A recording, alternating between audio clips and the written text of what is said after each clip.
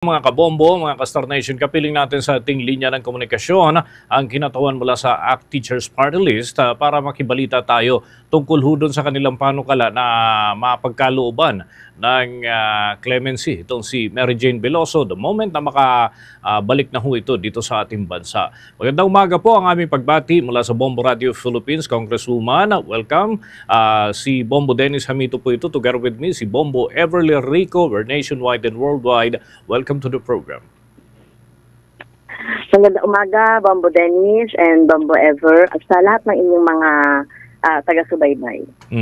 Congresswoman, ano po yung saklaw ng inyong kahilingan o yung nilalaman ng inyong resolusyon para sa clemency dito kay Mary Jane Veloso? Pero ba itong, kumbaga, absolute na maikaloob sa kanya? Lalo't ito ho si Mary Jane, nakulong na ho ito ng mahaba-habang panahon din doon sa Indonesia.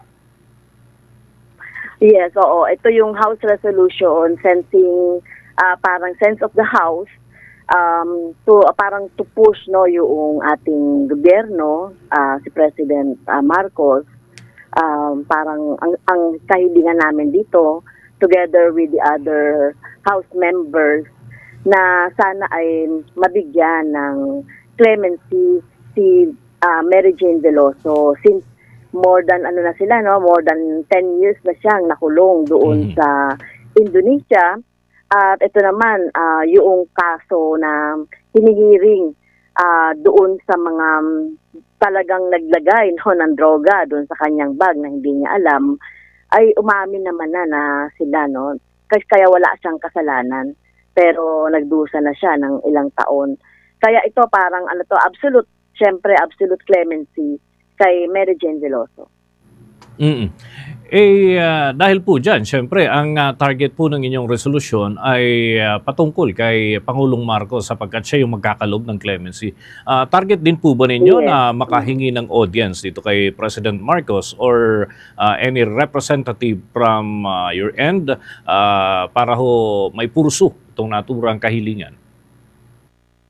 Yes, opo, kung kinakailangan at kung dumating na si Mary Jane, so syempre i-receive siya doon sa ididiretso sa kulungan kasi yun ang naging agreement ni Pangulong Marcos with the Indonesian government.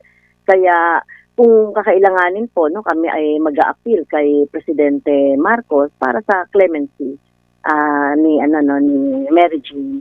At ito nga, kaya kami naghain ng resolution para makatulong namin ang Speaker of the House, ng leadership, at mga miyembro din ng House of Representatives.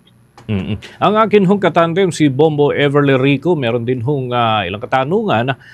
Bombo Ever, with your questions?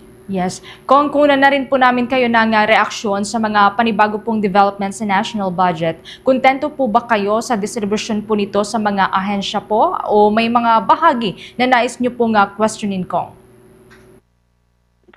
Well, generally yung mga amendments na inilagay din namin doon ay hindi rin naman na nailagay yung mga dagdag, lalong-lalo na sa education, sa SUC, doon sa nilagay natin doon sa Pag-asa kasi may pangangailangan ng mga equipment, tapos yung dagdag na pondo sana sa PUP tsaka sa PNU ay hindi rin nailagay.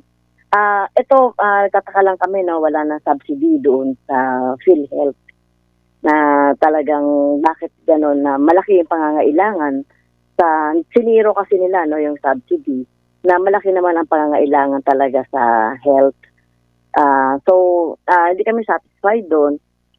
Yung sa OVP naman, well, sabi natin doon, more than 500 million ang nilagay namin doon. Pero yun, nilagay 733. So, hindi para sa amin, malaki na rin yun, na nilagay ng BICAM, binentain yung suggestion ng House. So, yun yung mga ilan nating puna, wala pa rin talagang dagdag doon sa mga subsidy ng ating mga magsasaka. 10 billion pa rin ang ang sabi namin, ang amendment namin doon dapat ay more than 15 billion sa ating mga magsasaka. So, hindi rin siya na ilagay. Ano rin po itong reaction po ninyo kung sa mga naging pahayag po ni Vice President Sara Duterte sa inyo raw po nag-umpisa ito pong kanilang paniniwala na target mula umpisa pa lamang na patalsikin na siya dahil sa inyo pong naging statement noon tungkol po sa impeachment ko? Well, yung last year, no, tungkol doon sa confidential fund, yung tungkol doon sa mga paglabag, culpable violation of the Constitution, sinabi natin noon, kasi tinatanong yan ng media kung merong pwedeng grounds. So, binanggit ko lang, no, yung mga pwedeng grounds, kaugnay noong misspent doon sa, umpisa pa lang yun, ano, wala pang good government, hindi pa nagkakaroon ng privilege speech si Representative Veridiano, no, kaugnay dyan. So, siyempre, hindi ko naman din control yon. So, doon nagsimula yung tinanong ng media na ano daw yung opinions ko kaugnay doon sa maling paggamit ng confidential. So doon, so wala namang at the start, wala namang balak for impeachment. So later na lang nang makita natin talaga yung mga ebidensya, mga dokumento. Okay, with that, maraming salamat po Congresswoman sa pagsagot. Itong amin po mga katanungan, lalo na yung tungkol doon sa issue po kay Mary Jane Veloso at itong tungkol sa budget na kahapon lamang ho ito na ilusot dyan sa bicameral conference. Thank you so much and good morning po. Thank you. Salamat po. Mga kabombo, mga Kastar Nation, nakausap po natin ang kinatuan mula sa ACT Teachers Party List. Kaugnay ho yan doon sa kanilang resolusyon na inihain at tungkol na rin sa iba pang mga usapin.